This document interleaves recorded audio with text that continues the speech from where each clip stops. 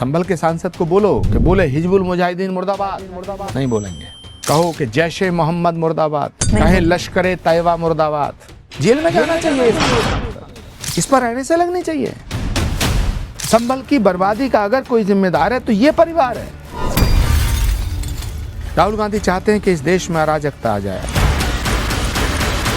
मैं अखिलेश यादव को हिंदू विरोधी नहीं मानता।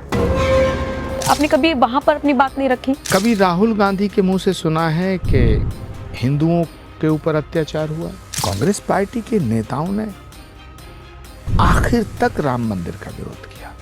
जो राम का नहीं है वो राष्ट्र का नहीं हो सकता। तो ये जबरदस्ती फिर मुसलमानों से जय श्री राम बुलवाना जरूरी है? नरेंद्र मोदी को जो गाली देगा, नरेंद्र मोदी को जो अपमानित करने वाली भाषा बोलेगा, वो राहुल गांधी के उतना ही निकट हो जाएगा। और एक मीटिंग हुई थी, उसमें ये बात आई कि धारा 370 को हटाने का फैसला नरेंद्र मोदी का गलत है। मैंने कहा नहीं, ये ठीक है। उसमें बहस हुई। राहुल गांधी जी के घर पे बैठक थी, वो सारे एक हो गए। ये मेरे पे हमले किए उन्होंने।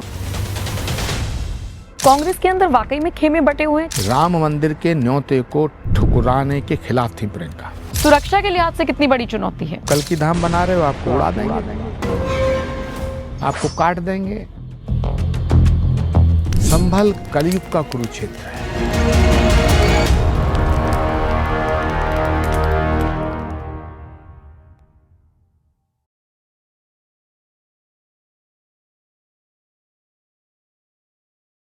नमस्कार, स्वागत है आप सभी का। आप देख रहे हैं एनएमएफ न्यूज, आपके साथ मैं हूं नम्रता चौधरी।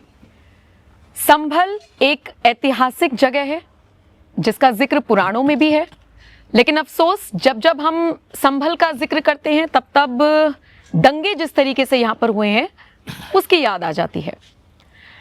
हालांकि हालात बदल रही हैं, जज्बात बदल रही हैं और उसका असर अब संभल में भी देखने को मिलने लगा है। भगवान विष्णु के 10वें अवतार भगवान कल्कि का जन्म होगा इसी संभल में और उनके आगमन की तैयारियां अभी से होने लगी हैं। हालांकि 4.5 लाख साल बाद उनका जन्म होगा, लेकिन अभी से जैसा कि मैंने कहा तैयारियां हो रही हैं और आज हम इसी पर यह विशेष कार्यक्रम आपके लिए लेकर आए हैं। मैं इस वक्त कल्कि धाम में ही मौजूद हूं और बहुत सौभाग्यशाली खुद को महसूस कर रही हूं। मेरे साथ आज एक ऐसी शख्सियत मौजूद है जो साधु हैं, महात्मा हैं, आचार्य हैं, शायर भी हैं, भजन भी गाते हैं, मंदिर में रहते हैं, आश्रम चलाते हैं, जबरदस्त तरीके से बोलते हैं, सनातन की आवाज को बुलंद करते हैं और इसीलिए उन्हें फायर ब्रांड नेता कहा जाता है, क्योंकि कांग्रेस के साथ जुड़े रहे थे लेकिन अब उन्हें एआई जो ग्रोक है वो भाजपा ही बता देता है। स्वागत कीजिए आचार्य प्रमोद कृष्णम जी का। स्वागत है आपका। शुरुआत वैसे तो मैं आज कल्कि धाम पर ही बहुत एक विस्तार से चर्चा करना चाहूंगी, लेकिन ग्रोक आपको भाजपा ही बता रहे हैं। अभी तो ऑफिशियल ज्वाइनिंग हुई ही नहीं है। मूर्ख है ग्रोक। पहली बात तो ग्रोक नाम का किसी आदमी व्यक्ति को तो मैं जानता नहीं। ये कोई कॉन्स्पिरेसी है भारत के खिलाफ जो लॉन्च किया गया है। कॉन्स्पिरेसी है क्योंकि भारतीय संस्कृति को बदनाम करना, भारतीय संस्कृति को मिटाना, सनातन के खिलाफ, ये बहुत साजिशें हजारों साल से देश के खिलाफ हुई हैं, भारत के खिलाफ हुई हैं। ये ग्रोक भी इसी टाइप का कुछ निकलेगा और ऐसे ही बहुत सी चीज़ें होती रही हैं, पहले भी हुई हैं, जो जब होती हैं तो पता नहीं चलता है। क्योंकि सत्य को असत्य और असत्य को सत्य बना करके प्रस्तुत करना ये अपराध है और यही काम ग्रोक कर रहा है। ठीक है, वापस मुद्दे पर आते हैं जिसके लिए आज हम चर्चा करने के लिए नोएडा से आए हैं, कल्कि धाम। आपको इसका विचार कब आया? क्योंकि जैसा कि मैंने कहा अभी तो कलयुग, बहुत साल बचे हैं कलयुग के खत्म होने में, अभी तो प्रारंभ है। जब खत्म होगा तब उनका आगमन होगा। अभी से क्यों इसकी इतनी तैयारियां? नम्रता, कभी कलयुग खत्म नहीं होगा। 4.5 लाख साल बचे हैं। कभी कलयुग खत्म नहीं होगा।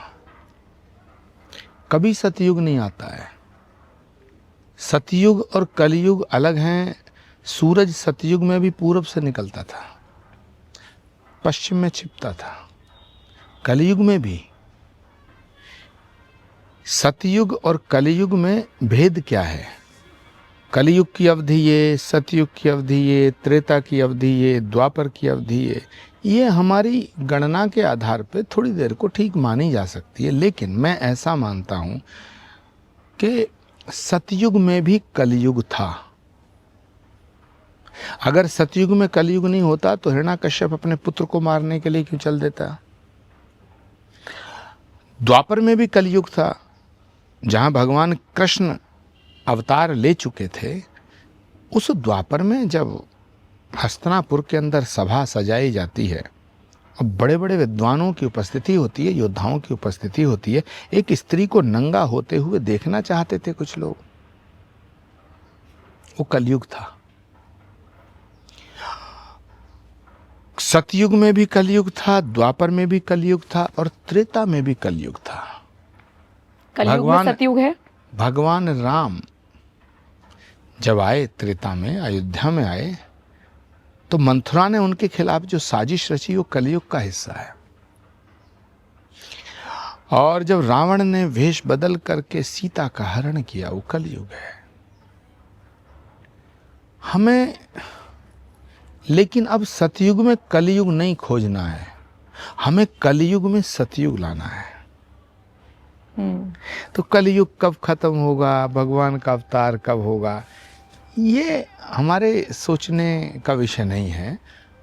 भगवान कब आएगा उसकी मर्जी। हम तो पुकार रहे हैं, हम पुकार रहे हैं। आंखें तरस गईं दर्शन को, कब तू झलक दिखाएगा। वृंदावन में आने वाले संभल में कब आएगा। हम पुकार रहे हैं और हमारी पुकार उसके द्वार तक जा रही है।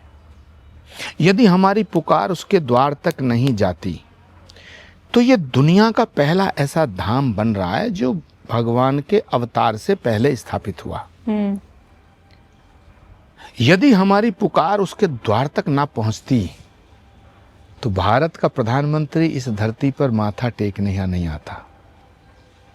इस भूमि का प्रताप है और इस भूमि का उल्लेख पुराणों में है, श्रीमद् भागवत में है, स्कंद पुराण में है। और स्कंद पुराण में और हमारे शास्त्रों में स्पष्ट लिखा हुआ है कि गंगा और राम गंगा के मध्य में,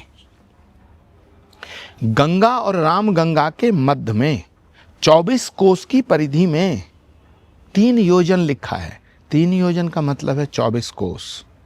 24 कोस का मतलब है 48 किलोमीटर। तो 48 किलोमीटर का रेडियस गंगा और राम गंगा के बीच का ये स्थान श्री कल्कि नारायण भगवान की अवतरण स्थली बताया गया है।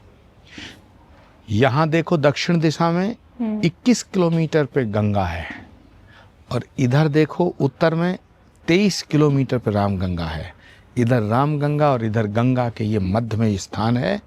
और शायद इस धरती का चयन खुद परमात्मा ने किया है। और जहां आपकी बैक साइड में ये सब काम चल रहा है, श्री कल्कि धाम का गर्भगृह है, यहीं बैठ के माननीय प्रधानमंत्री जी ने पूजन किया था, यहीं बैठ करके उन्होंने शिलान्यास किया था। तो मुझे लगता है कि हमारी पुकार भगवान के द्वार तक जा रही है। अब भगवान कितनी जल्दी आए, बस इसका ध्यान रखना चाहिए। कब आएगा वो जाने, हम पुकार रहे हैं। लेकिन मैंने पढ़ा कि ये तो जो निर्माण हो रहा है पूरा आपकी निजी भूमि पर हो रहा है। लेकिन सवाल मेरा ये रहेगा कि जो अमूमन बहुत सारे लोगों के जहन में होगा कि पैसा कहाँ से आ रहा है, क्योंकि हम देख रहे हैं कि जब से 2014 से मोदी सरकार आई है, मंदिरों का जीर्णोद्धार हो रहा है। हम देख रहे हैं संस्कृति की तरफ जेनजी हो या उससे बाद वाली जनरेशन हो, अलग जगी है। लोग अपनी संस्कृति की तरफ और बहुत सारी चीज़ों की तरफ बढ़ रहे हैं। तो सरकार ऐसी है जो सनातनी है, इसलिए ये पॉसिबल हो पाया। 2 विषय हैं, 2 सवाल आपने किए। एक तो ये कि ये इसका निर्माण निजी भूमि पे हो रहा है। निसंदेह इस भूमि को कानूनन तरीके से हमने खरीदा था, लेकिन आपने कहा आपकी निजी भूमि पे हो रहा है। मेरा तो निजी कुछ है ही नहीं, मैं ही भगवान का हूं, तो ये भगवान की भूमि है, मुझ में कुछ भी नहीं है। तन मन धन सब कुछ है तेरा, तेरा तुझको अर्पण क्या लागे मेरा। मेरे पास कुछ भी नहीं है, मेरा मुझ में कुछ नहीं। तो जब मनुष्य हमारी सनातन संस्कृति है। भारत को कृषि प्रधान देश कहा जाता है, लेकिन मैं मानता हूं कि भारत ऋषि प्रधान देश है। जब जब राष्ट्र संकट में आया है, जब जब मानवता संकट में आई है, जब जब अधर्म बढ़ा है, तब तब दुष्प्रवृत्तियों का नाश करने के लिए और धर्म की पुनर्स्थापना करने के लिए भगवान धरती पे आए हैं। श्रीमद् गीता के अंदर भगवान कुरुक्षेत्र के मैदान में जब अर्जुन को उपदेश देते हैं तो वो उद्घोष करते हैं, परित्राणाय साधूनाम विनाशाय च दुष्कृताम धर्म संस्थापनार्थाय संभवामि युगे युगे। परित्राणाय साधूनाम, सज्जनता की रक्षा करने के लिए, साधुओं की रक्षा करने के लिए, सत्य को बचाने के लिए, अधर्म का नाश करने के लिए। यदा यदा हि धर्मस्य ग्लानिर्भवति भारत अभ्युत्थानम अधर्मस्य तदात्मानं सृजाम्यहम्। तो ये मैं नहीं कह रहा हूं, ये भगवान कृष्ण ने कहा है। संभवामि युगे युगे, मैं हर युग में आया हूं। और वही श्रीमद् भागवत कहती है कि संभल ग्राम मुखस्य ब्राह्मणस्य महात्मना। ये जो संभल का नाम है, ये जो वर्ड है संभल, ये पुराणों में मेंशन है। संभल भी मेंशन है, ग्राम भी मेंशन है। अच्छा, श्रीमद् भागवत का श्लोक पढ़ रहा हूं। संभल ग्राम मुखस्य ब्राह्मणस्य महात्मना भवने विष्णु यशस्य कल की प्रादुर्भविष्यति। ये मैंने नहीं लिखा, पुराण वेद व्यास लिख रहे हैं। संभल के गांव में, संभल ग्राम मुखस्य ब्राह्मणस्य महात्मना, विष्णु यश नाम के ब्राह्मण के भवन में, भवने विष्णु यशस्य कल की प्रादुर्भविष्यति। कितनी बड़ी उद्घोषणा है। नम्रता झूम उठते हैं हम लोग, नाचने लगते हैं। जब भगवान जहाँ आएगा, जब राम आए थे तो हमें पता नहीं हम थे या नहीं थे। जब कृष्ण आए थे हमें पता नहीं हम थे नहीं थे। लेकिन हमें ये पता है कि यहाँ भगवान आएंगे, ये पुराणों ने बताया। तो जहाँ भगवान आएंगे उस धरती पर उनके आने से पहले धाम बनना चाहिए। ये मेरे मन में संकल्प आया 18 साल पहले। 18 साल पहले मैं 40-41 साल का उस समय होऊंगा। 18 साल पहले तो मुझे लगा कि भगवान का धाम बनना चाहिए। जहाँ भगवान आया है वहाँ सब जगह धाम बने। अयोध्या धाम ना होती अगर राम ना आते, मथुरा वृंदावन धाम ना होता अगर कृष्ण ना आते, हरिद्वार धाम ना होता अगर गंगा ना आती। तो जहाँ भगवान आया उसके चरण पड़े, जो भी कोई महापुरुष कभी कहीं आए हैं तो उनके नाम के धाम भी बने हैं। तो यहाँ तो भगवान का पूर्ण अवतार, और कल की अवतार का मतलब ये नहीं कोई ऋषि मुनि साधु संत महात्मा आ रहा है, महापुरुष आ रहा है। पार ब्रह्म परमेश्वर आएगा, the last incarnation of Lord Vishnu. जब हम कहते हैं भगवान का अंतिम अवतार, तो नम्रता इसका मतलब है कि इस सनातन का अंतिम अवतार। सनातन के अंतिम अवतार का मतलब है इस सृष्टि का अंतिम अवतार, क्योंकि इसके बाद अब कभी शास्त्र नहीं लिखे जाएंगे। सोचो जरा, भगवान का अंतिम अवतार आ रहा है, भविष्य का अवतार ही आएगा। तो उनके आने से पहले ये धाम बन रहा है। और इस हमारे संकल्प को शक्ति देने का काम अगर भारत में किसी व्यक्ति ने किया तो उसका नाम नरेंद्र मोदी है। अगर इस देश के प्रधानमंत्री नरेंद्र मोदी ना होते तो श्री कल्की धाम का शिलान्यास भी नहीं होता। अब इस बात पे बहुत से सवाल उठेंगे। आपके मन में भी सवाल आ रहा है, एकदम आपने हाथ खड़ा कर दिया। नहीं, वैसे मेरा सवाल, मैं आऊंगी इस पे और विस्तार से आऊंगी, लेकिन मेरा वो सवाल का जवाब रह गया कि क्या सरकार की तरफ से मदद मिल रही है इसको बनाने के लिए, या आम जनता दान दे रही है? क्योंकि इतना बड़ा प्रोजेक्ट है ये।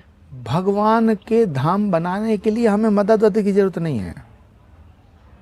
हम कोई अपना मकान थोड़ी बना रहे हैं कि 5 स्टार होटल बना रहे हैं कि हम बैंक से प्रोजेक्ट पास कराएंगे, लोन चाहिए, उसकी किस्तें भरेंगे। ये भक्त बनाएंगे। करोड़ों लोगों की आस्था का केंद्र है कल्की धाम। आप इतने लंबे वक्त तक कांग्रेस में रहे, बाद में हालांकि आपको निष्कासित कर दिया गया।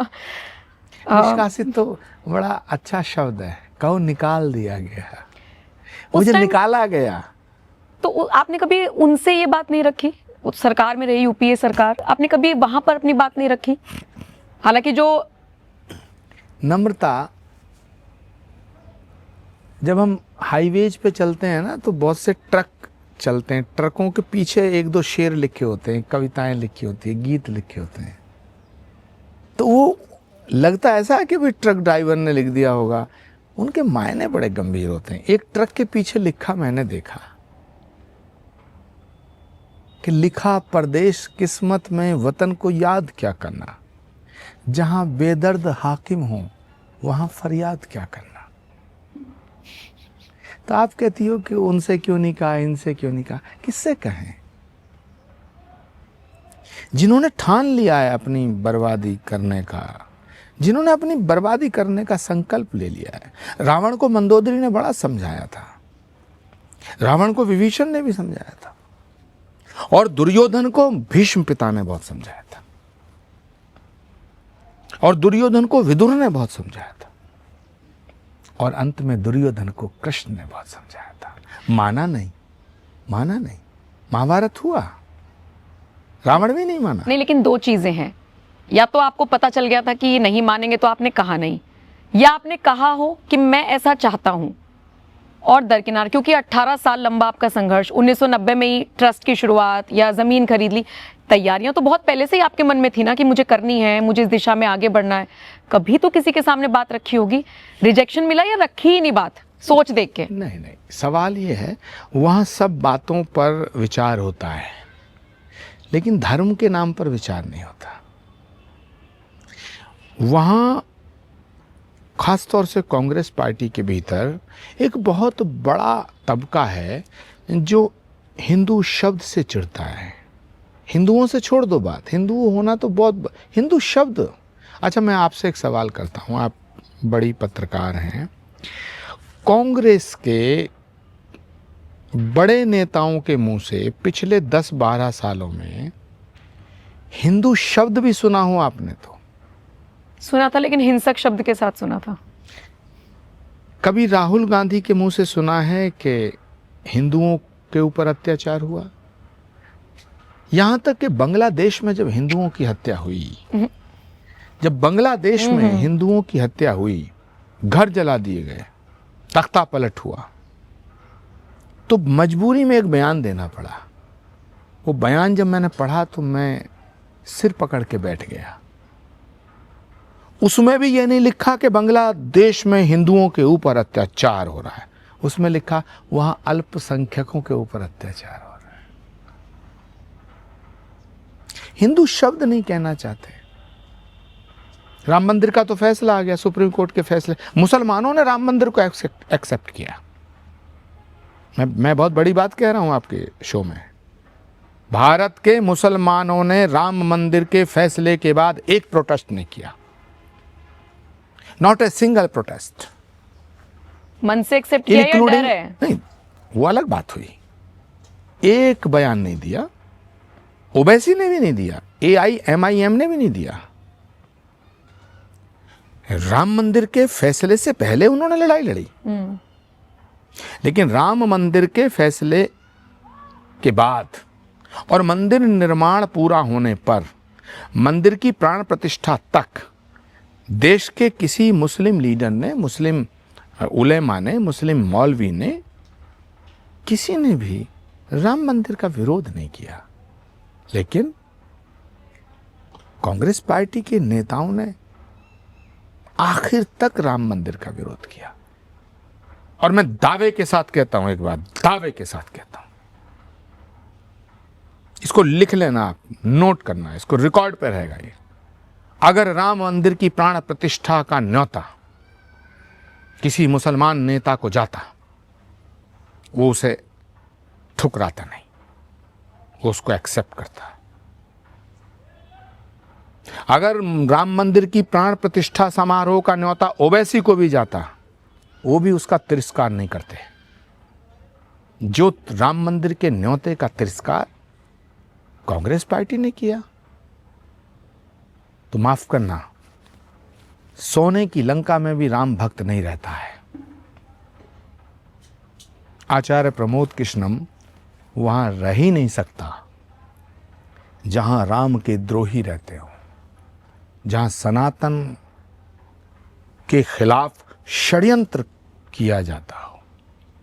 रामायण में तुलसीदास जी ने लिखा है, जाके प्रिय न राम वैदेही, जाके प्रिय न राम वैदेही, तजिए ताहि कोटि बैरी सम, यद्यपि परम स्नेही। कितना ही निकट हो व्यक्ति, उसे त्याग देना चाहिए। जिसके प्रिय राम ना हो, जो राम का नहीं है, वो राष्ट्र का नहीं हो सकता। तो ये बात तो आपको बहुत साल पहले पता होगी, ये प्राण प्रतिष्ठा के बाद ही आपको जो न्योता उन्होंने जिस तरीके से तिरस्कार किया उसके बाद समझ में आई थी? समझ में तो बहुत दिनों से आ रही थी, लेकिन कोशिश करता रहा कि सुधर जाए, सुधर जाए, सुधर जाए। कोशिश बहुत की मैंने। जितने भी कांग्रेस के नेता कोशिश करते हैं वो अलग थलग क्यों हो जाते हैं? शशि थरूर भारत की बात कर देते हैं, नरेंद्र मोदी की तारीफ ओवर ट्रंप कर देते हैं, तो वो अलग थलग से क्यों हो जाते हैं? नरेंद्र मोदी को जो गाली देगा, नरेंद्र मोदी को जो अपमानित करने वाली भाषा बोलेगा, वो राहुल गांधी के उतना ही निकट हो जाएगा। जो राष्ट्र की बात करेगा, राम की बात करेगा, या नरेंद्र मोदी के फैसलों को सही ठहराएगा, कोई नरेंद्र मोदी की यदि प्रशंसा कर देगा, वो राहुल गांधी जी से दूर हो जाएगा। आप शुरू से लेकर अब तक देख लीजिएगा। अच्छा, मुझे बताओ, मेरा गुनाह क्या था? कांग्रेस पार्टी में पूरे देश के अंदर इकलौता हिंदू चेहरा था, मैं हिंदू फेस था। मेरा गुनाह ही ये था कि मैं हिंदू फेस हूं। ये तिलक मेरा गुनाह था, ये पीला पटका मेरा गुनाह था, भगवा पटका मेरा गुनाह था, ये मेरा गुनाह था।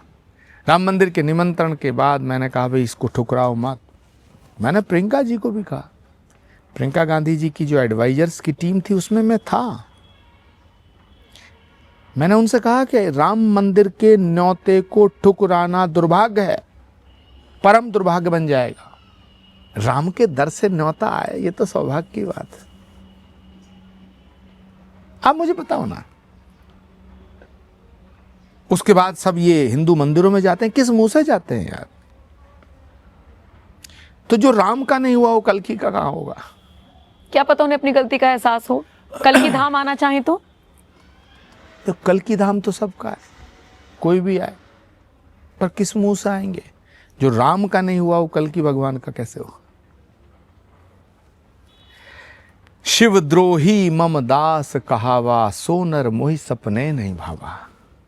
भगवान राम ने कहा कि जो भगवान शिव का द्रोही है और मेरा शिष्य बनना चाहता, उसे मैं नहीं स्वीकार करता। ऐसे ही जो राम का नहीं है वो राष्ट्र का नहीं है, क्योंकि राम भारत की आत्मा है। अब आप कहेंगी कि ये क्या कह रहे हैं आप, कि जो राम का नहीं है वो भारत, जो वो राष्ट्र का नहीं हो सकता। और एक दूसरा इसका पहलू है कि जो राष्ट्र का नहीं है वो राम का नहीं हो सकता। राम और राष्ट्र, राम और भारत, ये अलग नहीं है। तो मतलब भारत है तभी तक सनातन है, भारत है तभी तक सनातन है, और जब तक सनातन है तभी तक भारत है। जो राम का नहीं वो राष्ट्र का नहीं, तो ये जबरदस्ती फिर मुसलमानों से जय श्री राम बुलवाना जरूरी है? अगर वो नहीं बोलेंगे तो वो उन्हें क्या गद्दार कह दिया जाएगा? राम का होने के लिए जय श्री राम बोलना जरूरी नहीं है। कुछ हिंदुओं ने तो यही पैमाने सेट कर रखे हैं। मैं उसका समर्थन नहीं करता।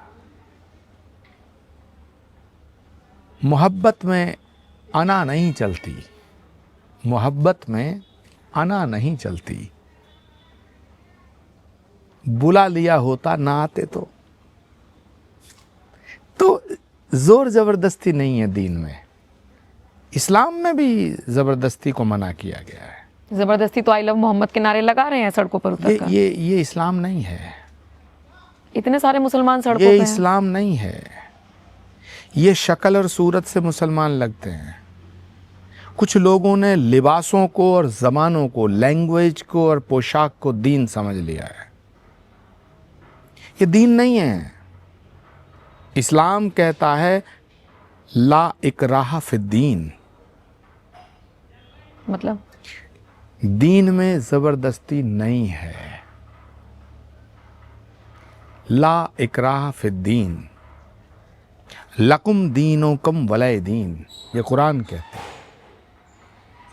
लकुम दीनुकुम वलय दीन, हमारा दीन हमें, आपका दीन आपको, हमारा धर्म हमें, आपका धर्म आपको, मुबारक हो। ला इकराह फिद्दीन, दीन में ज़बरदस्ती नहीं।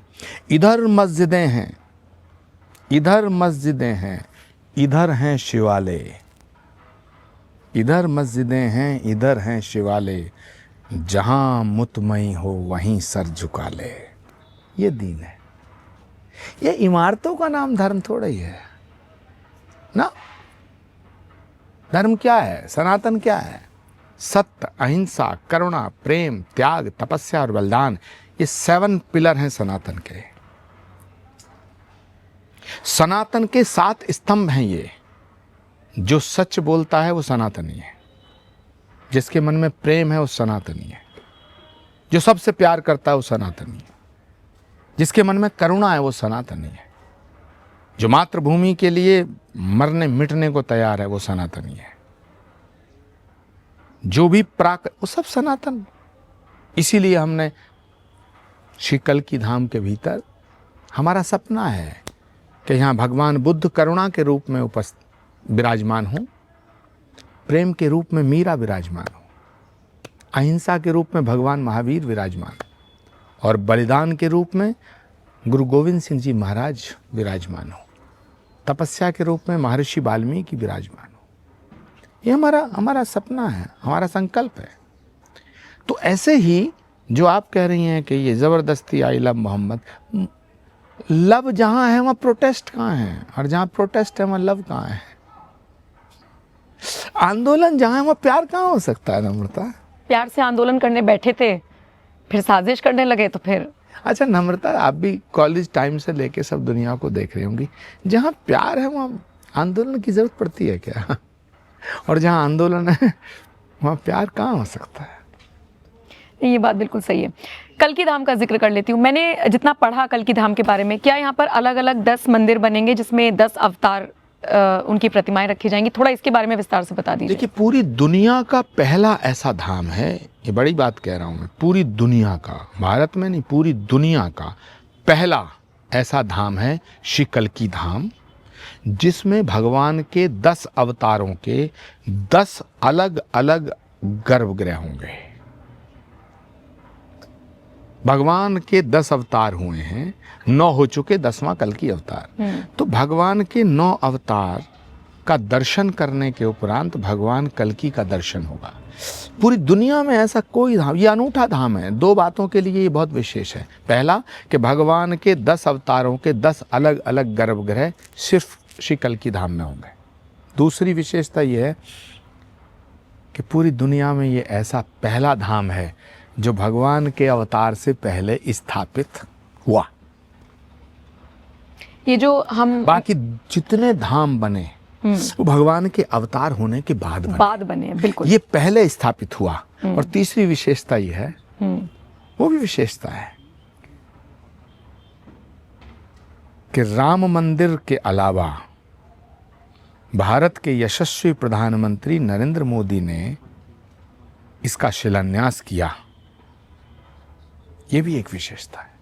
प्रधानमंत्री मोदी ने राम मंदिर का शिलान्यास किया था और उसके बाद श्री कल्कि धाम का शिलान्यास किया। ये सब इतिहास बन रहा है। जब हम नहीं होंगे ना नम्रता,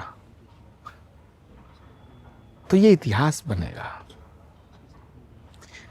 हमारी मूर्तियां लगाएंगे लोग। आप चाहते हैं लगे मूर्तियां? मैं चाहूं ना चाहूं उससे क्या होता है? मैं तो बहुत कुछ चाहता हूं, वो होता ही नहीं। एक जो बहुत बड़ी चाहत थी वो तो आपकी पूरी हो ही रही है, और आपके माध्यम से हमें भी दर्शन करने को मिलेंगे। ये मेरी चाहत नहीं थी, ये मेरी श्रद्धा का शिखर है, मेरी आस्था का हिमालय है। और ये अटूट विश्वास था कि इस विश्वास की डोर टूटी नहीं। तब भी 18 सालों का इतना लंबा संघर्ष है नम्रता, इतना लंबा। कौन सा हमला है जो मुझ पे नहीं हुआ? ये जो पूरा क्षेत्र है, यहाँ बहुत रावण, लंका में तो एक था, यहाँ तो बहुत रावण है। ऐसे क्यों कह रहे हैं? यहाँ ज्यादा आबादी में मुसलमान हैं, तो उनको आप ऐसे कह रहे हैं? जब भी मैं रावण की बात करता हूँ, कंस की बात करता हूँ, दुर्योधन की बात, आप मुसलमानों को क्यों बीच में लाते हो? बेचारों देखिए, को? संभल की आबादी सबको पता है। अच्छा मुझे बताओ, दुर्योधन मुसलमान था क्या? नहीं, मेरी बात सुनिए। नहीं, पहले आप झगड़ा होगा नहीं, ऑफ मेरा कोर्स आपसे। नहीं था। नहीं, दुर्योधन मुसलमान था नहीं, क्या? नहीं था। कंस मुसलमान था नहीं क्या? था। लेकिन रावण मुसलमान था क्या? नहीं था ना। आपने तो रावण की तुलना बर्क से कर दी, और अब लोग सोशल मीडिया पर लिख रहे हैं कि रावण को भले हम रावण और सब अधर्म और बुराई सब कहते हैं, लेकिन वो एक प्रगाढ़ पंडित था, वो शिव जी का भक्त था, तो आपने तो घर वापसी करा दी। ऐसा लोग लिख रहे हैं, मैं नहीं कह रही हूँ। आपने जो बर्क की तुलना रावण से कर दी थी। बर्क साहब से पूछो, जो यहाँ के सांसद हैं, कि उन्होंने संभल को दंगों की आग में झोंकने का काम किया या नहीं किया। अगर संभल का प्रशासन और उत्तर प्रदेश का शासन समझदारी से काम ना लेता, समझदारी और बहादुरी से काम ना लेता, तो हजारों लोगों का खून बहता। पूछो बर्क साहब से, जो यहाँ के सांसद हैं, 1 लाख आदमी सुबह झूठ बोल के 6 बजे कैसे इकट्ठा किया? पूछो ना, कोई पूछ ही नहीं रहा है। जेल में जाना चाहिए ये सांसद, इस पर ऐसे लगनी चाहिए। संभल की बर्बादी का अगर कोई जिम्मेदार है तो ये परिवार है। 40 साल हुकूमत इनके दादा ने की। श्री कल्की धाम के निर्माण पे पाबंदी लगवाने का काम इन्होंने किया। अखिलेश यादव को बिल्कुल गुमराह किया। अखिलेश यादव की बर्बादी का कारण यह है। आज अखिलेश यादव के ऊपर जो ठप्पा लग गया है कि वो सनातन के विरोधी हैं, हिंदू धर्म के विरोधी हैं, कल्की धाम पर के निर्माण पे पाबंदी लगाई, उसकी वजह, उसकी बुनियाद में इनके दादा और ये हैं। माफ करना, मैं अखिलेश यादव को हिंदू विरोधी नहीं मानता, मैं बड़ी बात कह रहा हूं। बहुत से लोग नहीं मानते हैं। नहीं, बहुत से लोग माने ना माने जब उसका वो मुझ पे ऐसे कोई से करते करते बाद में ऐसे कर लेते हैं, तो लोगों को लगता है कि अंदर से ये आदमी भी सनातनी है, लेकिन वोट बैंक। अखिलेश यादव को मैं हिंदू विरोधी नहीं मानता, अखिलेश यादव को सनातन विरोधी नहीं मानता। अब मुझे पूरा यकीन है कि श्री कल्की धाम के निर्माण पे पाबंदी लगाकर अखिलेश जी का दिल रोया होगा, पर गुनाह कर दिया उन्होंने, ये पाप कर दिया। इस पाप का प्रायश्चित बड़ा मुश्किल है। अखिलेश यादव हिंदू विरोधी नहीं है, लेकिन फैनेटिक ताकतों की चौखट पे माथा रगड़ते हैं, ये उनका दोष है। नेता वो होता है जो किसी फैनेटिज्म के आगे ना झुके, क्योंकि किसी भी तरह का फैनेटिज्म सेपरेटिज्म को जन्म देता है। मैं बहुत बड़ी बात कह रहा हूं, किसी भी तरह का फैनेटिज्म सेपरेटिज्म को जन्म देता है, और ये सेपरेटिज्म एक दिन टेररिज्म में तब्दील हो जाता है। ये जितनी कट्टरपंथी ताकतें हैं, ये देश के खिलाफ है। इसलिए मैं कहता हूं, इसलिए मैं इनको रावण कहता हूं। फिर उन्होंने भी आपको चेतावनी दी कि आप धार्मिक कामों में रहें, इधर उधर की बातें ना करें। इनके दादा ने भी मुझे चेतावनी दी थी कि मैं अपनी जिंदगी में पूरे जीते जी कल्की धाम नहीं बनने दूंगा। अच्छा, चेतावनी दी थी। 18 साल संघर्ष, सुप्रीम कोर्ट गए हम, हाई कोर्ट गए, सिंगल बेंच में गए, डबल बेंच में गए, और फिर 2023 के अगस्त के महीने में हाई कोर्ट की डबल बेंच ने फैसला दिया कि श्री कल्की धाम के निर्माण पर लगी हुई रोक हटाई जाती है।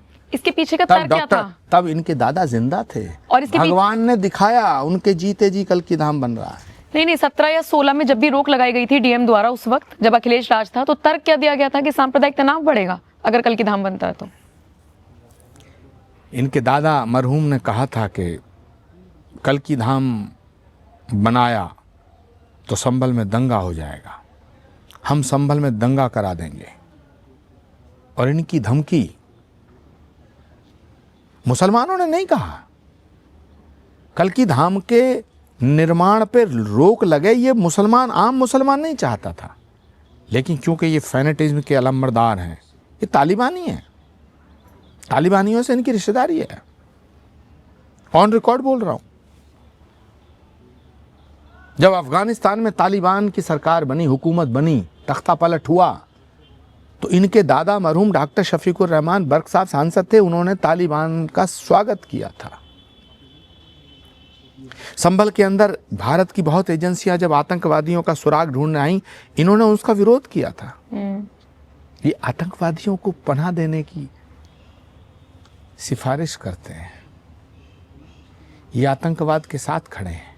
ये हिजबुल मुजाहिदीन, संभल के सांसद को बोलो कि बोले हिजबुल मुजाहिदीन मुर्दाबाद, नहीं बोलेंगे। क्या बात कर रहे हैं? कहना ना, आचार्य प्रमोद कृष्णम ने चुनौती दी है, कहो कि जैशे मोहम्मद मुर्दाबाद, कहें लश्करे तैयबा मुर्दाबाद, फिर मुझसे बात करना। मैं खुली चुनौती दे रहा हूं। नहीं बोलेंगे क्योंकि आप कह रहे हैं संबंध है, और अगर ये बात सच है तो फिर सरकार नहीं देखती ये सब चीजें? हमारे देश में या हमारे प्रदेश में बैठे हुए लोगों के कनेक्शन कहां कहां है? सरकार को मालूम तो है, लेकिन मुझे लग रहा सरकार अभी घड़ा भरने की प्रतीक्षा कर रही है। पाप का घड़ा भरेगा, भर रहा है धीरे धीरे, प्रतीक्षा कर रही है। सरकार को मालूम नहीं है ऐसा तो नहीं हो सकता, लेकिन इन पर कार्रवाई नहीं हो रही है। और इस तरह के जो भी लोग देश में हैं, वो कैसे कपड़े पहनते हैं, लैंग्वेज कैसी बोलते हैं, पूजा करते हैं नहीं करते हैं, मस्जिद जाते हैं मंदिर जाते हैं, मुझे इससे कोई मतलब नहीं है।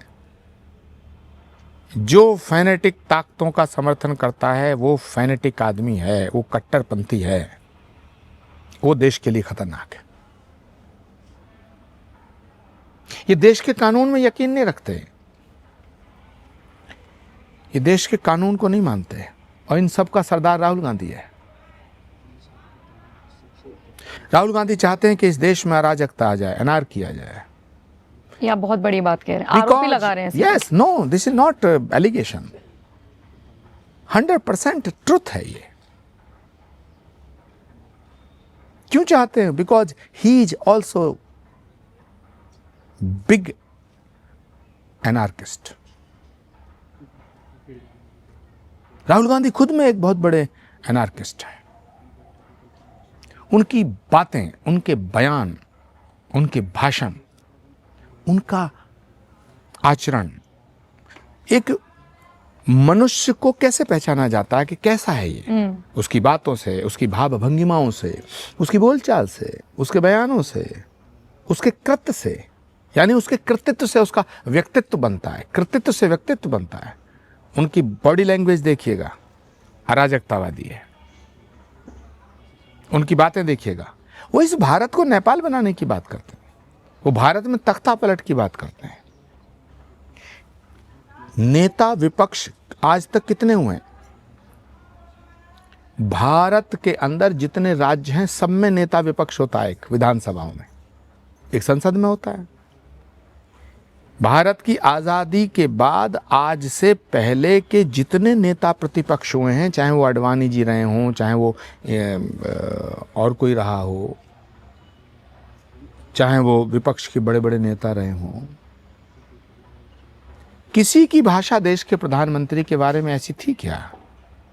राहुल गांधी बोलते हैं कि सड़कों पे आओ, मोदी भाग जाएगा। मोदी का हशर वो होगा जो हिटलर का हुआ। मोदी तेरी कब्र खुदेगी,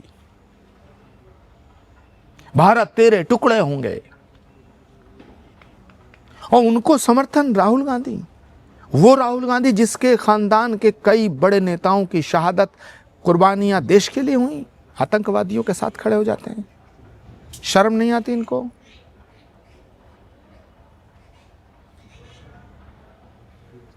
पंडित जवाहरलाल नेहरू का वंशज राम मंदिर का विरोध करेगा, राम मंदिर के निमंत्रण को ठुकराएंगे, और फिर मंदिर मंदिर भी जाएंगे वोट के लिए। विषय श्रद्धा का है, आचार विचार का है, व्यवहार का है। दुनिया में कहते हैं मोहब्बत की दुकान खोलूंगा, भीतर इतनी नफरत है। कभी इस देश को जाति के नाम पे तोड़ना चाहते हैं, भाषा के नाम पे, क्षेत्र के नाम पे, कभी दक्षिण को उत्तर से अलग करना चाहते हैं, कभी उत्तर से दक्षिण को अलग करना चाहते हैं, कभी पूर्वोत्तर को अलग करना चाहते हैं। तो मैं ये सब जानने के बाद मैंने ये फैसला लिया कि अब चुप नहीं रहूंगा। इसलिए जब धारा 370 को हटाया गया, हमने उसका समर्थन किया और एक मीटिंग हुई थी, उसमें ये बात आई कि धारा 370 को हटाने का फैसला नरेंद्र मोदी का गलत है। मैंने कहा नहीं, ये ठीक है। अच्छा, उसमें बहस हुई, राहुल गांधी जी के घर पे बैठक थी, वो सारे एक हो गए, ये मेरे पे हमले किए इन्होंने। तो अंत में मैंने कहा कि अगर आप इतना ही बड़ा मुझ पे हमला करना चाहते हो और धारा 370 के इतने प्रेम में डूब चुके हो, तो एक प्रेस रिलीज आज जारी करो कि जब कांग्रेस की सरकार आएगी हम धारा 370 दोबारा लागू करेंगे। ये मैंने मीटिंग में बोला। अगर तुम्हारे अंदर हिम्मत है तो बोलो पब्लिक में।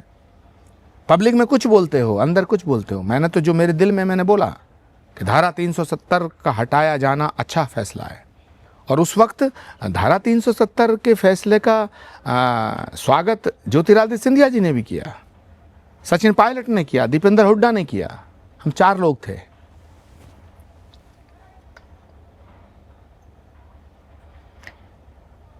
कांग्रेस के अंदर वाकई में खेमे बटे हुए हैं। जैसे कुछ लोग कहते हैं आप प्रियंका गांधी के खेमे से थे, आप चाहते थे कि वो आगे बढ़ें। और ये सवाल मेरा इसलिए भी है क्योंकि बहुत सारे लोग जो राहुल गांधी को पसंद नहीं करते, वो प्रियंका गांधी को पसंद करते थे जब तक उनको भाषण देते हुए नहीं देखा था। अब तो वो भी उसी पटरी पर जा रही हैं, ऐसा लोगों को लगता है। आपका पर्सनल अनुभव क्या कहता है? कभी आप बैठे हो, मीटिंग में आपने बात की हो? क्योंकि ये तो वो बयान है जो आप भी सुन रहे हैं मीडिया के माध्यम से, मैं भी सुन रही हूँ प्रेस कॉन्फ्रेंसेज में। कोई ऐसा एक्सपीरियंस आपका जिसमें आपको लगा कि नहीं, यहाँ प्रियंका ठीक है, उनको मौका मिलना चाहिए था? पहली बात तो यह है कि प्रियंका गांधी का कोई खेमा नहीं है, कोई खेमा नहीं है। सिर्फ एक ही खेमा है। प्रियंका गांधी को तो उनके राजनीतिक भविष्य को बर्बाद करने की साजिश हुई है कांग्रेस के भीतर।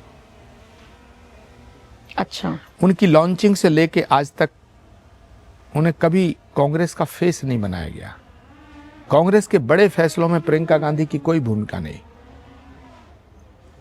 बहुत सी बातें हैं, मैं उन्हें शेयर नहीं करना चाहता, वो ठीक नहीं है। लेकिन एक बात मैं शेयर करना चाहता हूं कि राम मंदिर के न्योते को ठुकराने के खिलाफ थी प्रियंका।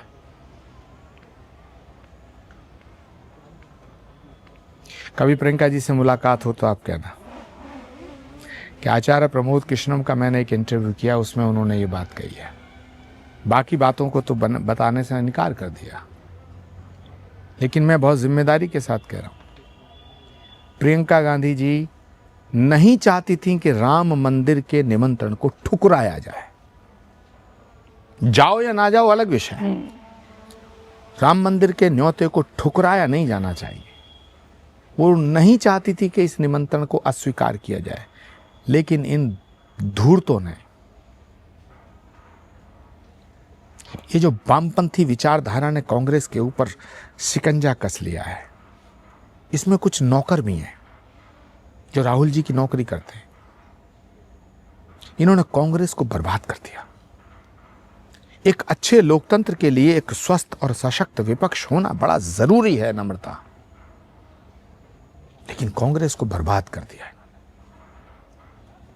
पूरे देश के गांव-गांव में कांग्रेस थी, आज तमिलनाडु में कांग्रेस नहीं, कर्नाटक में कांग्रेस की सरकार है, ले देके राजस्थान में कांग्रेस खत्म, मध्य प्रदेश में खत्म, छत्तीसगढ़ में खत्म, हरियाणा में खत्म, उत्तराखंड में खत्म, उत्तर प्रदेश में खत्म, बिहार में खत्म।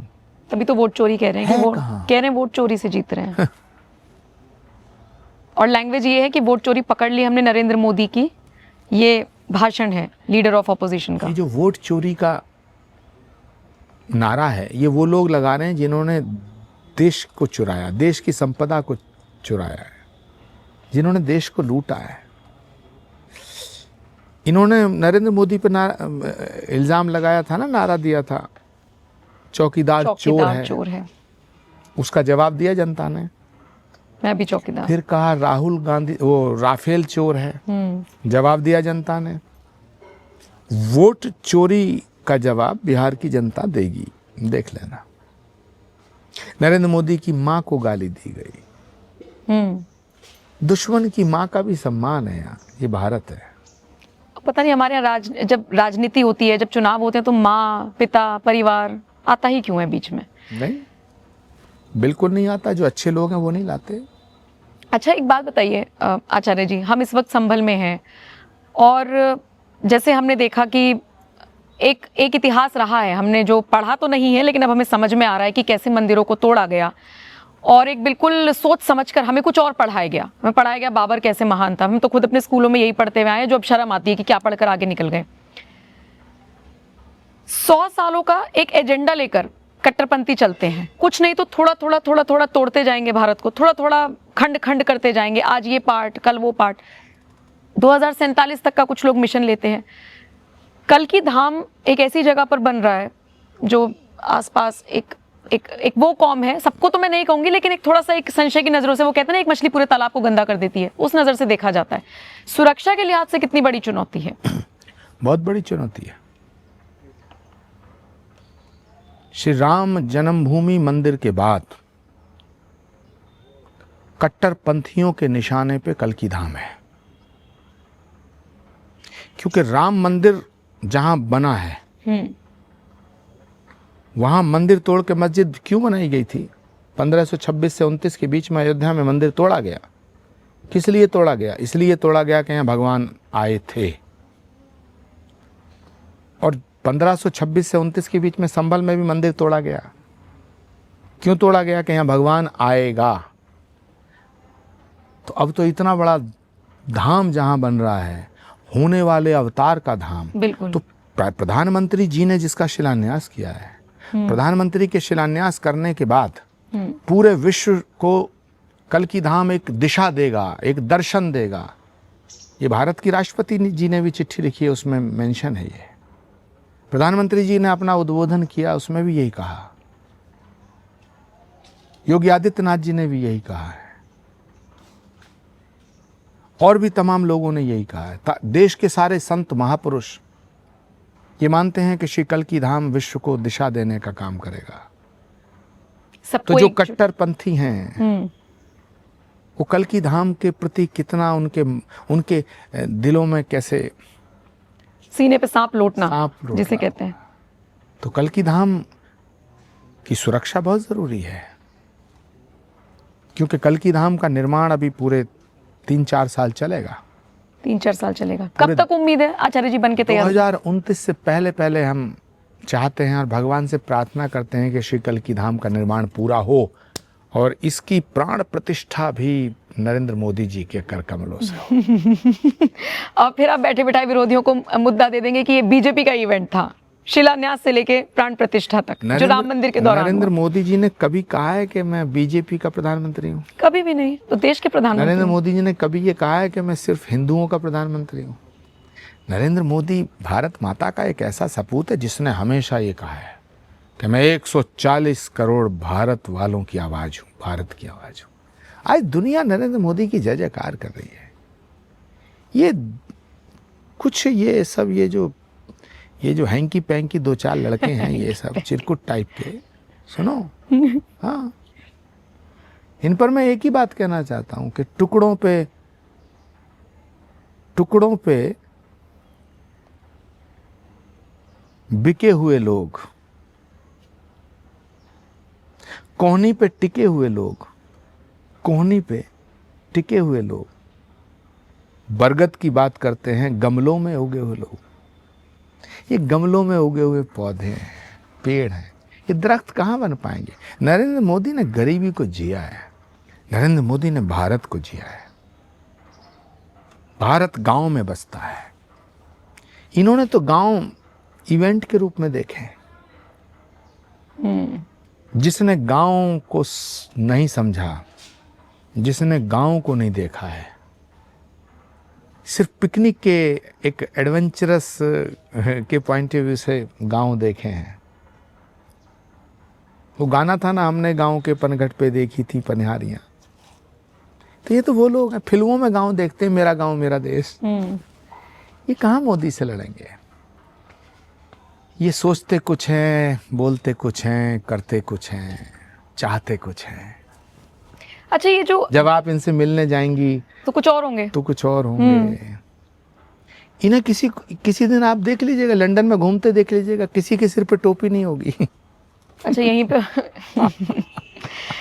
जैसी कैमरा आता तो टोपी सर पे लगा लेते। अच्छा, ये बताइए, जैसे बरेली में हिंसा हुई या संभल में हुई थी, भाई हिंदू पक्ष का कहना है हरिहर मंदिर है, श्री हरिहर मंदिर, वो कह रहे हैं जी जामा मस्जिद है, सिर्फ सर्वे करने आई थी टीम, उसके बाद इतना बवाल हुआ, कंट्रोल कर लिया। बरेली में भी सड़कों पर बैठ गए थे आई लव मोहम्मद के बैनर लेकर। तो जो योगी आदित्यनाथ की सरकार ने किया, पुलिस ने किया, फिर बाकायदा आगे आकर सीएम योगी ने बयान दिया कि डेंटिंग पेंटिंग जरूरी है, या ऐसे ही पीटे जाएंगे जैसे बरेली में पीटे गए अगर अराजकता फैलाएंगे। आपको लगता है ये जो व्यवस्था है सरकार की, ये बहुत हद तक कामयाब हो रही है यूपी को, जैसे कभी बीमारू राज्य कहा जाता था, दुधारू राज्य बनाने में या कानून व्यवस्था दुरुस्त करने में, ये जो तरीका है उनका काम करने का? आतंकवादियों से ये कहा जाए, श्रीमान जी आप कैसे हैं, आप हमारे यहाँ पधारिए, हम आपका स्वागत करेंगे। जो देश के खिलाफ बोल रहा तो उसके लिए डेंटिंग पेंटिंग शब्द का प्रयोग अगर योगी जी ने कर दिया, कौन सा गुनाह कर दिया? जब देश पे हमला होता है बॉर्डर पर, तो हमारी सेना उनसे कैसा व्यवहार करती है? मुंह तोड़ जवाब देती है। सही बात है, मुंह तोड़ जवाब देना है। सुनो, कहते हैं ठोक दिया।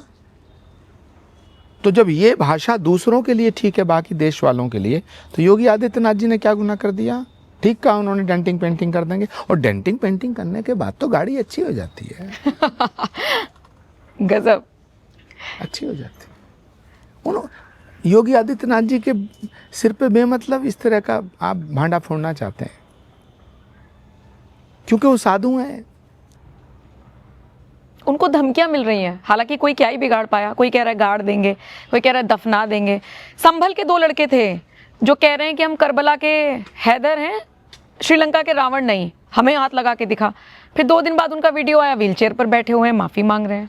ये धमकियां जो आई, सवाल योगी जी का नहीं है, सवाल जब आदमी साधु हो जाता तो उसका एक एक पल, सांस सांस परमात्मा को समर्पित हो जाता है।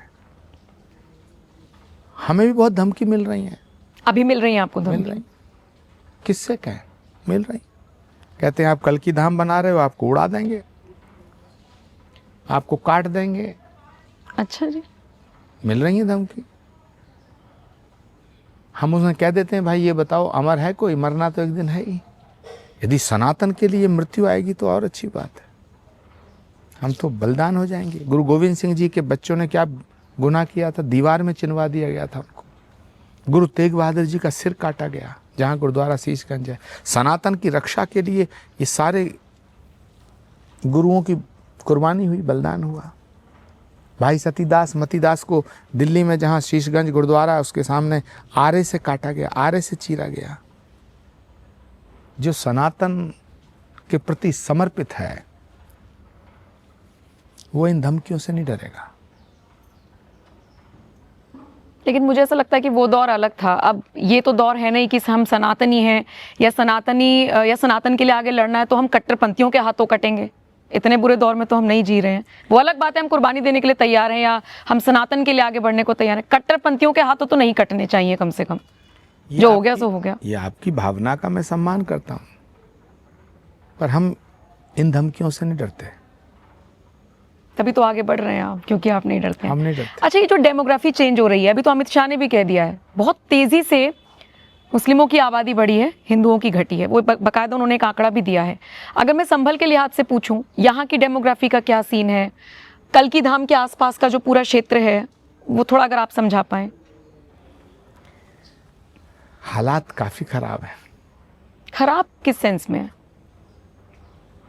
एक्चुअली संभल को टारगेट किया गया सैकड़ों साल पहले, क्योंकि पुराणों में ये लिखा था कि संभल वो स्थान है जहां भगवान का अवतार होगा। बात को समझिए। ठीक है। तो उन्हें मस्जिद बनाने के लिए जमीन की कमी नहीं थी। उस जमाने में तो जमीनें थी। करेक्ट। तो उन्होंने मंदिर तोड़े क्यों? मंदिर क्यों तोड़े? मंदिर इसलिए तोड़े कि ये हिंदू कहते हैं कि यहाँ भगवान आएगा। तो मंदिर नहीं तोड़ा, हिंदुओं की आस्था को तोड़ना है, हिंदुओं की आस्था को कुचलना है, उसे रौंदना है, उनकी अस्मिता से खिलवाड़ करना। और संभल के आसपास हिंदुओं को कन्वर्ट कराया गया तलवार के दम पर, जबकि इस्लाम ये नहीं कहता। इस्लाम तो ला इकराह फिद्दीन की बात करता है, मतलब जबरदस्ती नहीं। तो जिन बादशाहों ने, जिन लोगों ने, जिन आक्रांताओं ने, जिन हमलावरों ने, जिन अपराधियों ने तलवार के दम पर, तलवार की नोक पर या ज़बरदस्ती करके लोगों को इस्लाम कबूल कराया, उन्होंने इस्लाम का भला नहीं किया, उन्होंने तो इस्लाम के ख़िलाफ़ काम किया। अब कोई कहे कि मैं मुसलमान हूँ, AK-47 लेकर के बेगुनाहों पे हमला कर रहे हैं। ये जो पहलगांव में हुआ, ये जो पुलवामा में हुआ, निर्दोष लोगों पे गोलियां चल रही हैं, बम ब्लास्ट कर रहे हैं, ये इस्लाम है क्या? अगर ये इस्लाम है तो मैं नहीं मानता। जो बेगुनाहों का खून बहाएं हाथ में AK-47 लेके और कहें हम मुसलमान हैं, मैं उन्हें मुसलमान मानने को तैयार नहीं। ये राक्षस हैं। सोचो किसी की गर्दन पे तलवार रख करके, चाकू रख के, खंजर रख के, किसी के कान पे पिस्टल रख के ये कहा जाए कि तू इस्लाम कबूल कर ले। ये नहीं हो सकता धर्म, ये धर्म नहीं हो सकता। ये तो इच्छा की बात है, श्रद्धा की बात है। एक दो बस आखिरी सवाल सर, कल की महोत्सव होने जा रहा है, मैंने अभी पढ़ा, थोड़ा बताएंगे उसके बारे में? कल की महोत्सव 2007 से शुरू हुआ। अच्छा। 2007 में नवंबर के महीने में, और 2 नवंबर 2007 को उस समय की बहुत प्रसिद्ध कलाकार हेमा मालिनी जी यहाँ आई थी। अच्छा। उन्होंने प्रस्तुति दी थी राधा कृष्ण। तब से श्री कल की महोत्सव निरंतर हो रहा है। ये 18वां कल की महोत्सव होगा। कब होगा? मतलब 1 दिसंबर से 9 दिसंबर तक श्री कल की महोत्सव 2025 का आयोजन किया जा रहा है। और इस बार श्री कल की महोत्सव में श्री कल की धाम के पवित्र मंच पर श्री राम कथा का आयोजन किया जा रहा है। श्रीमद् जगत गुरु राम भद्राचार्य जी के श्रीमुख से राम कथा की रस वर्षा होगी। लेकिन राम भद्राचार्य जी तो जब मेरठ में एक कथा का आयोजन कथा करते हैं तो कह देते हैं मिनी पाकिस्तान जैसा हो गया। तो राम भद्राचार्य जी झूठ बोलते ही नहीं, सच बोलते। अगर उन्होंने कहा तो समझ लो ठीक कहा। वो ऐसे साधु हैं, वो स्वार्थ के वशीभूत होकर कुछ मीठी बातें करें ना। जो शास्त्र कह रहा है वो कह रहे हैं, जो देख रहे हैं वो कह रहे हैं। सत्य सार्थक सर्वदा। ठीक है, एक आखिरी सवाल बस, उसके साथ खत्म करूंगी। सवाल ये कि चीफ जस्टिस ऑफ इंडिया पर एक वकील साहब ने जूता फेंक दिया। उनका ये कहना था सनातन का अपमान बर्दाश्त नहीं किया जाएगा। बाद में उन्होंने कहा कि मुझे रिग्रेट नहीं है। इसी बीच प्रेमानंद महाराज का भी एक वीडियो वायरल है, हो सकता है वो अभी का ना हो, बहुत पुराना हो, सर्कुलेट हो रहा है, जिसमें प्रेमानंद महाराज कह रहे हैं कि जहां सनातन का अपमान हो वहां से निकल लो, वहां से जाओ। सवाल ये है कि ये आक्रोश करने का या जताने का तरीका ठीक है? देखिए, चीफ जस्टिस ऑफ इंडिया के ऊपर जूता फेंक के मारना ये ठीक नहीं है, क्योंकि सनातन हिंसा की अनुमति नहीं देता। लेकिन चीफ जस्टिस ऑफ इंडिया को भी सनातन को अपमानित करने का अधिकार नहीं है। भारत का संविधान और भारत का लोकतंत्र उन्हें भी इसकी अनुमति नहीं देता, क्योंकि चीफ जस्टिस ऑफ इंडिया सर्वोच्च अदालत की कुर्सी के सामने लिखा हुआ यतो धर्मस् ततो जया, यतो धर्मस् ततो जया, ये लिखा हुआ है।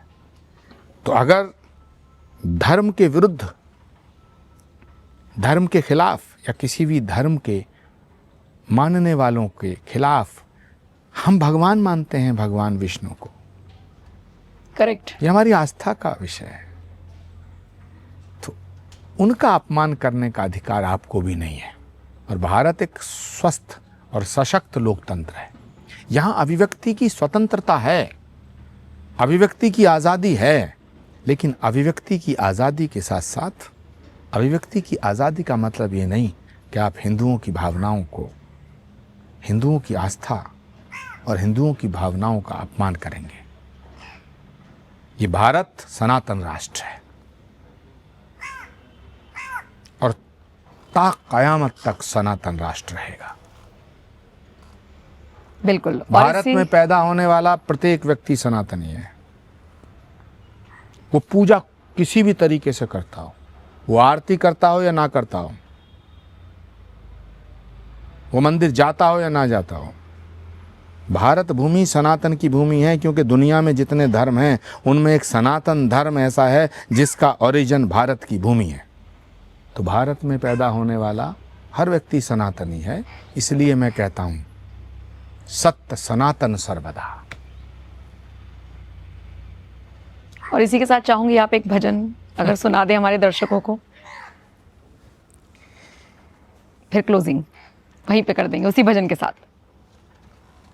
इस समय हम कुरुक्षेत्र में हैं। संभल कलयुग का कुरुक्षेत्र है। द्वापर में वहां कुरुक्षेत्र था, कलयुग का कुरुक्षेत्र है संभल। और कुरुक्षेत्र में भजन नहीं गाए जाते, शंखनाद होता है। कभी फिर भजन सुनाऊं। चलिए इसी वादे के साथ आपको छोड़कर जा रही हूँ। उम्मीद करेंगे जब अगले पॉडकास्ट में आचार्य जी के साथ बैठेंगे तो भजन होगा, क्योंकि फिलहाल तो हम कुरुक्षेत्र में मौजूद हैं।